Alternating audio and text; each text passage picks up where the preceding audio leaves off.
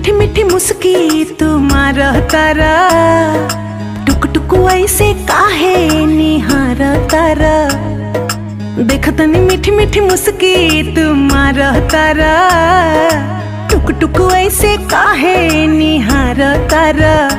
कथी चले तोरा मन में सांवरिया,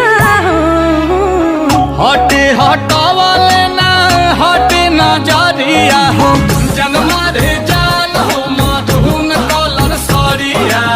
मन करे कहसली भरिया कवरिया हो, जनमा रे जान हो मधुन कलर सरिया।